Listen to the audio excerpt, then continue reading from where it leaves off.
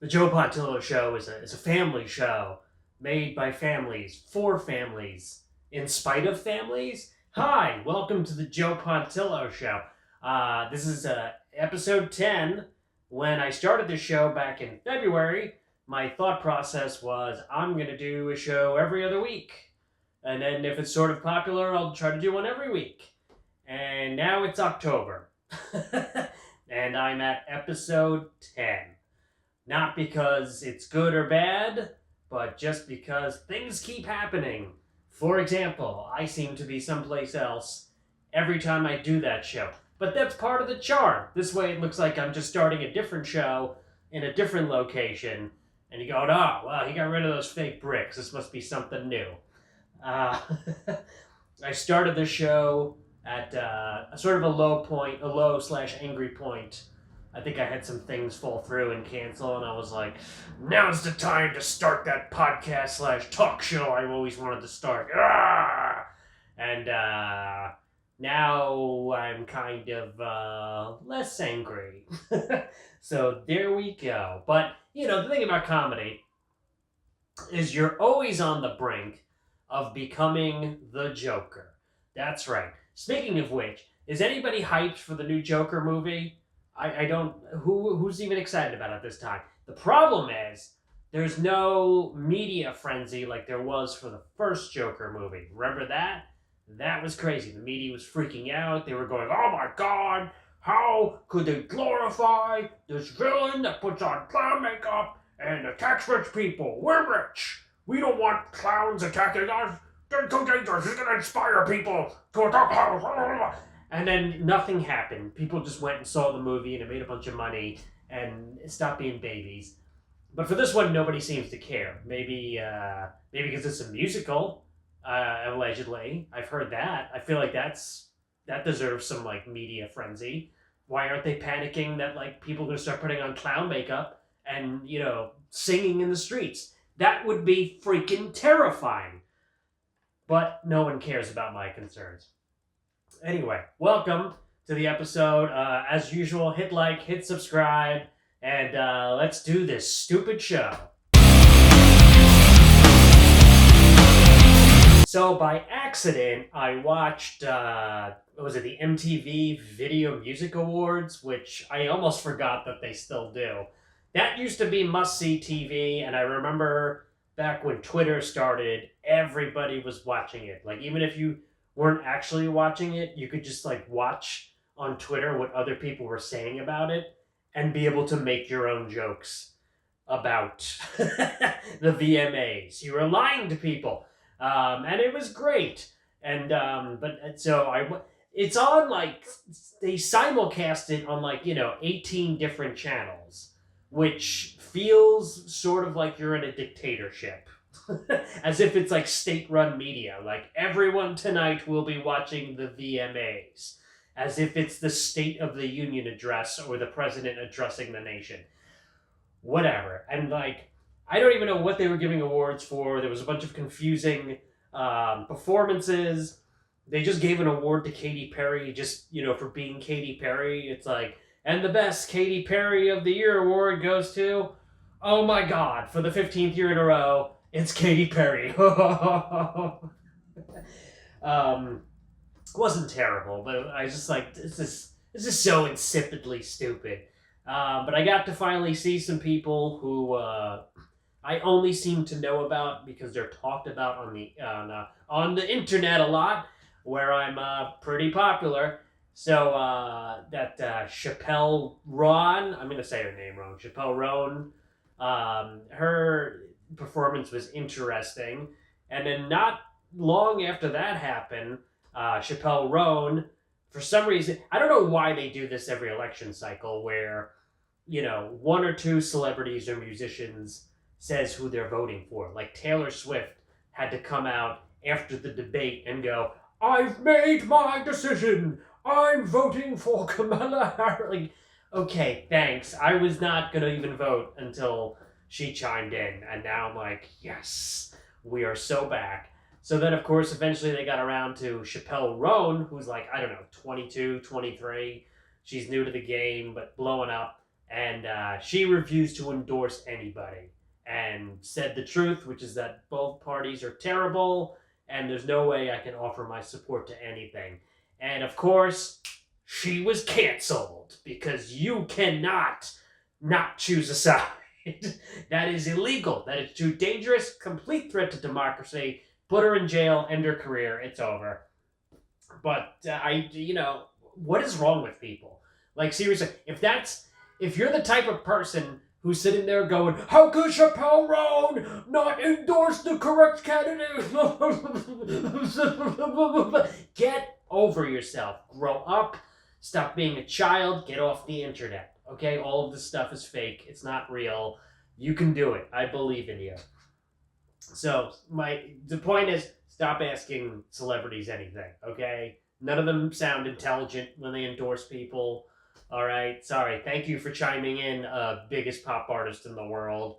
But no one really cares. Half of your fans are not even of voting age. But if a bunch of 14-year-olds vote in this year's election, you did it. It was all you. So thanks, Tay Tay. Good. So comedy is not bad. As I spill water on myself. Drinking out of, I have, 3 different mugs for the show. This one has my own face on it, which was a parting gift, not a parting gift. It was a Christmas gift from one of the few times I went to a holiday party for one guy that booked shows on Long Island, and he was really cool and made everyone mugs that have your face on it. This is my headshot from, I think, 2009, but I don't care. It's badass. Stop hating. The other day, not the other day, it was maybe like a week ago, it was like the 8-year anniversary of my first TV taping.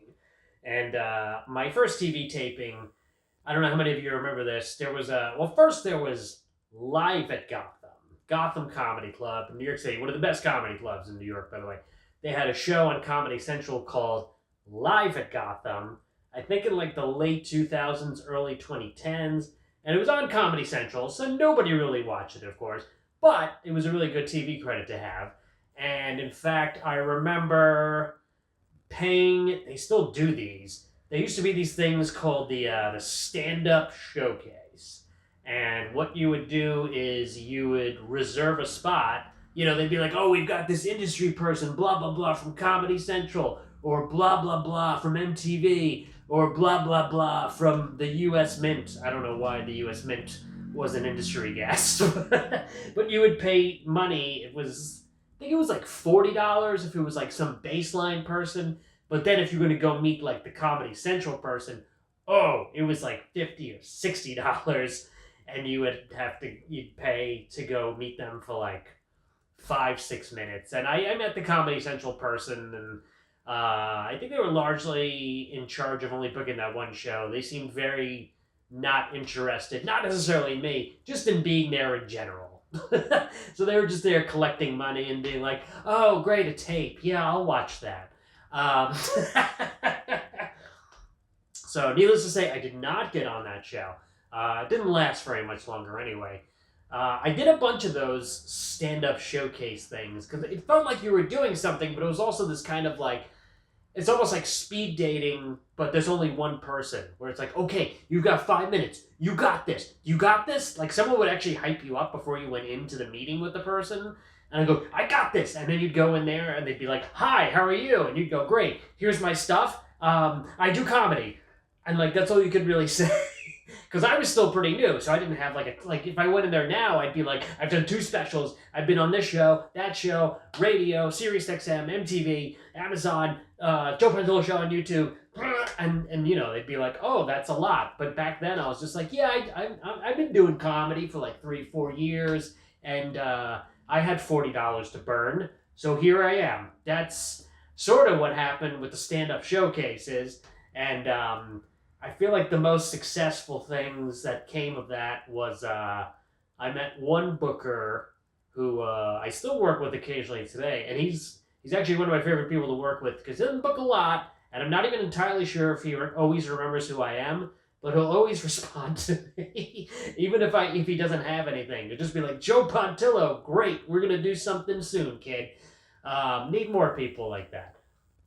But he's also the same guy who one time booked me at a comedy club in New Jersey and never called me to tell me I was booked. So that when I reached out to the person that manages the comedy club, because they also managed Catch a Rising Star in New Jersey, they were like, hey, why weren't you at Sarcasm Comedy Club Saturday night? And I'm like, excuse me? And it was because I was booked but not told. Great. Yes, there used to be a comedy club in New Jersey called Sarcasm Comedy Club. um, where was I going? Oh, yeah. So, yeah, and then one time I met, this must have been really early on, because I had mentioned to this industry person, he was just some guy that worked at a casting agency, and I said, oh, I just graduated from Hofstra, so I must have been like 22, 23 years old at the time, and he was just like, oh, Hofstra, that's fancy, and I guess he sort of liked me, and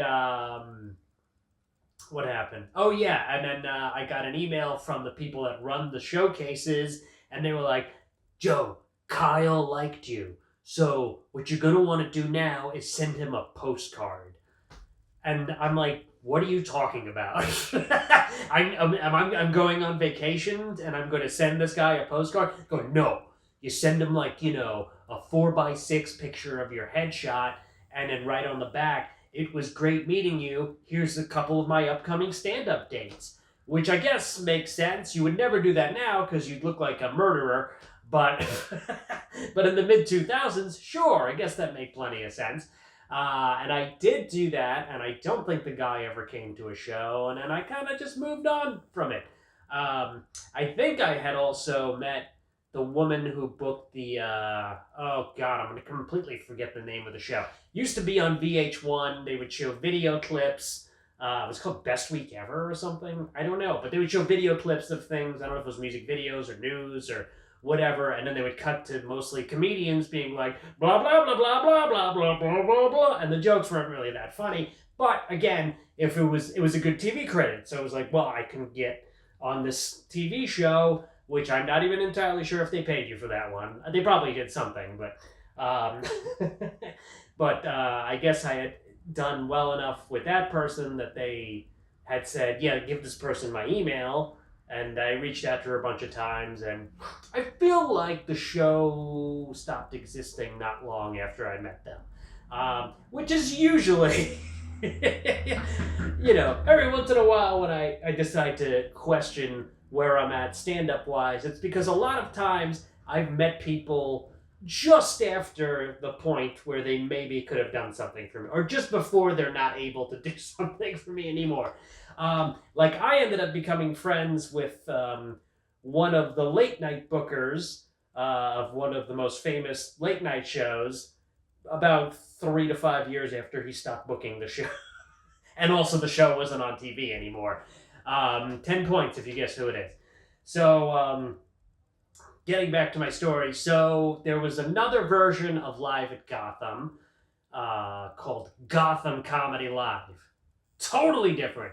And and the hook of the show was it was live. You would do whatever it was. It was like a celebrity host, and you would do 10 minutes, and you got some money, and it was a great TV spot. And it was on Access TV, which I think at the time, like, nobody had, but now everybody has it, but the show doesn't exist anymore. So this was an interesting one. So another friend of mine, Brian McGuinness, I don't remember if I mentioned him on the show. Let's put a stupid picture up on him. I also asked Brian to record some nice memories of John Ryerson for the last episode. He's like, why would I do that? Anyway, glad he didn't get wiped out in the North Carolina hurricane. He lives in North Carolina now. But he always had an in at Gotham.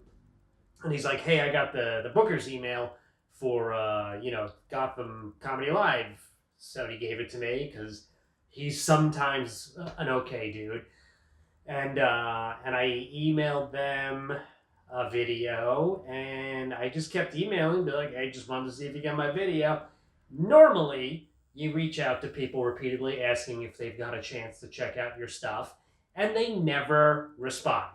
But this time, after several months of sending out a very polite email, the owner and booker of the show was like, hey, yeah, got your tape, man. Gonna check it out.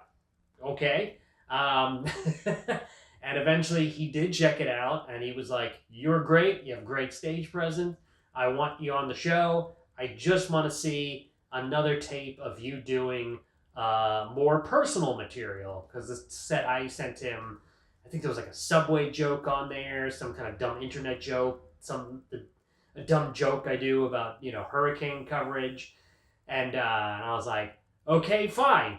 But then begins this very long process where you have a really good tape, and the booker likes it, but he wants to see different jokes.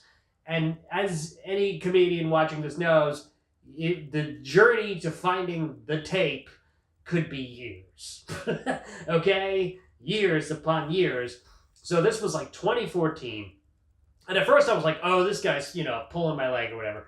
But then the night that he had emailed me, I was doing a show at Gotham Comedy Club. I was doing this horrible show in their downstairs lounge, which I don't think they use anymore.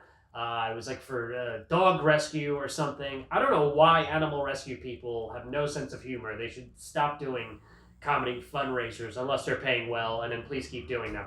But it was not a good show, so I'm feeling like crap, and I'm walking out of the club, and then I hear JoePontillo, and it's the owner of the club, and he's like, hey man, just wanted to meet you in person. We talked on email today. I really do want to have you on the show. I just really need to see a new tape. And I'm like, this means so much on a comedian's level that you've actually, A, recognized me coming up the stairs, and B, decided to tell me this, because, like, for all I know, you were lying. And now I'm like, he still might be lying, but now he's really dug in deep. So this is 2014. So a long time passes. I don't get the tape.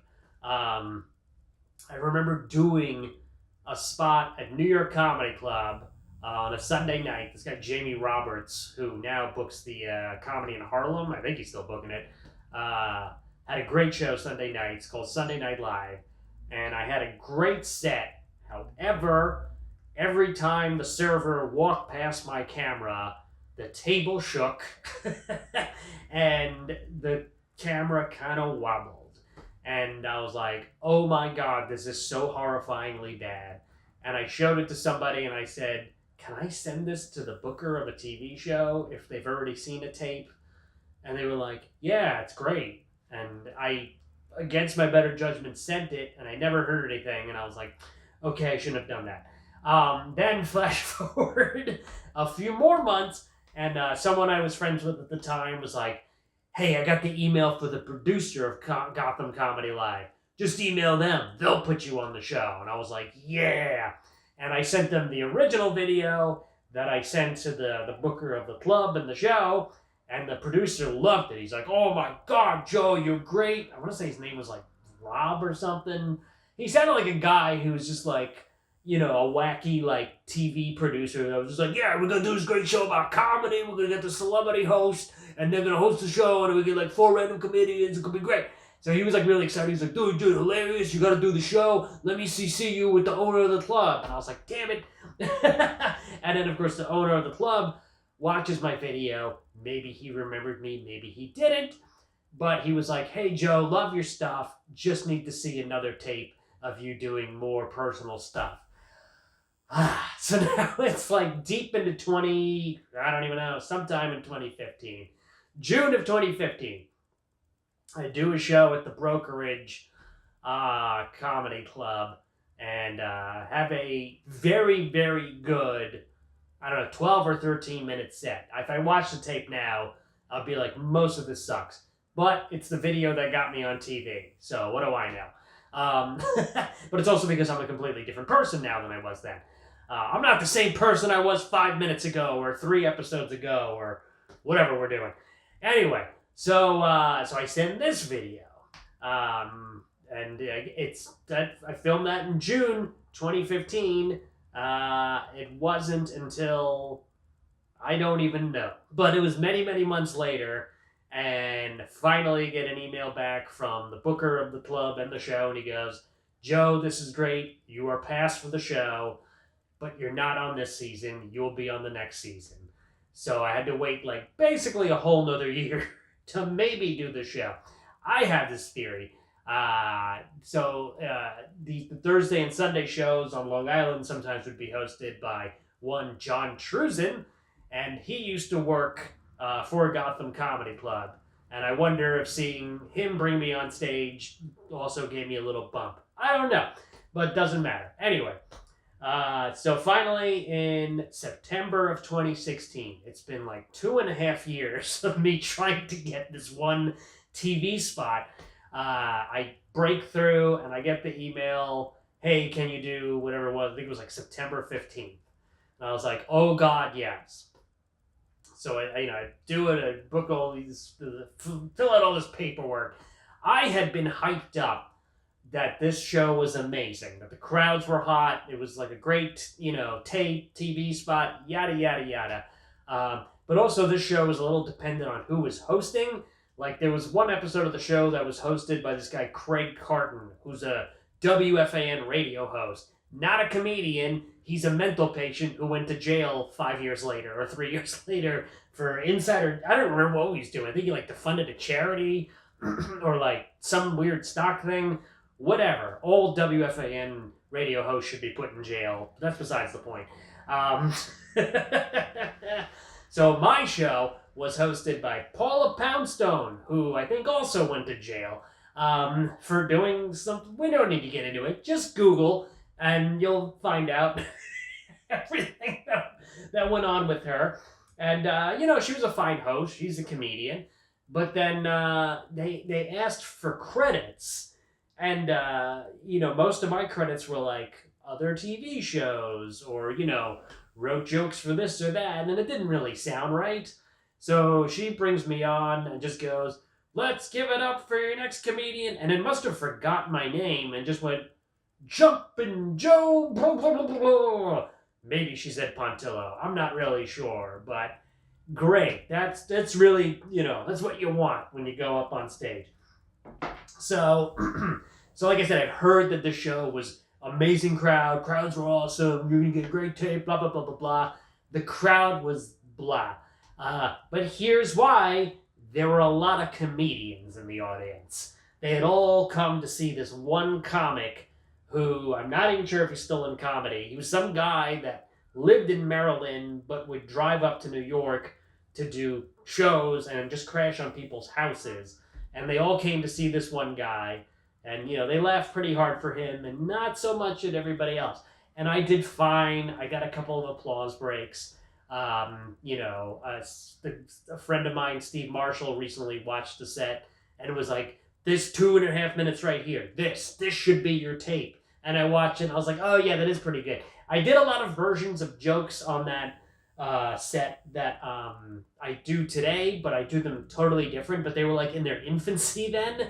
So to watch it is really weird because you're like, "Oh, I know this joke, but this is totally not how you tell it now." And I'm like, "Yeah, it's better now, but then not so much."